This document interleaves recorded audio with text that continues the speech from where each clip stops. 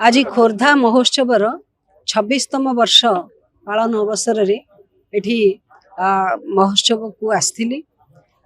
बोधहुए ओडिशा राज्य रे महोत्सव प्रारंभ होईछि सेथिरे खोर्धा भली माटीरू यह सृष्ट एक कथा कहले अत्युक्ति हेब नाही।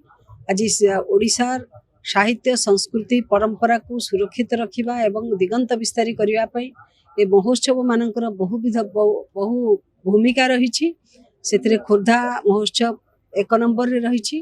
आज जो संख्यार जनसाधारण उपस्थित थिले एवं जो भली भाव रे एठारे वर्णाढ्य परिवेश रे विभिन्न व्यवसायी को स्थान मिलवा सहित विभिन्न मनोरंजन व्यवस्था एवं कला संस्कृतिर परिप्रकाश होवार व्यवस्था रही। निश्चित भाव में यह अत्यंत आकर्षणीय एवं अभिनव।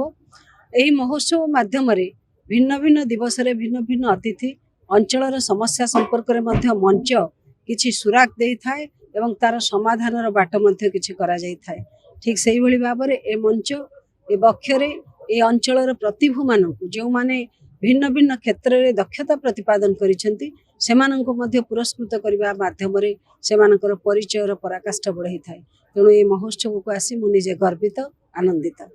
नरेंद्र कुमार पृष्टि साधारण संपादक खोर्धा महोत्सव कमिटी 2000 मसीह जितेबाला खोर्धा महोत्सव आरंभ कलागला ओडिशा रे एभली महोत्सव केबे हो नथला जोटा कि घर संस्था द्वारा गोटे एनजीओ द्वारा सेति आम स्वप्न देखिलु किभली भाव में खोर्धा महोत्सव ओडिशा रे एक शीर्ष स्थान में पहुंचबो। 25 वर्ष धरी जो स्वप्न देखिलु आज खोर्धा महोत्सव खोर्धार माननीय विधायक तथा मुख्य उपदेष्टा श्रीजुक्त प्रशांत कुमार जगदेव द्वारा आज सफल हो पार्ची। से बहुत गर्वित। खोर्धा महोत्सव 2000 मसीहा ठारू पालन होगा दिन ठारू आम खोर्धार विकासर स्वप्न से संगे देखीलु।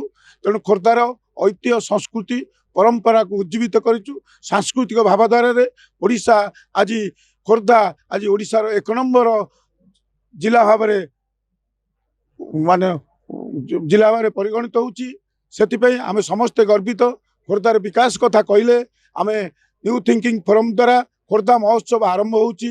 न्यू थिंकिंग फोरम द्वारा पाइक स्मारकी एवं पाइक विद्रोह 200 वर्ष पूर्ति पालन करा जायछि। खोर्धा महोत्सव द्वारा एवं न्यू थिंकिंग फोरम द्वारा खोर्धा गढ़र विकास करा जायछि।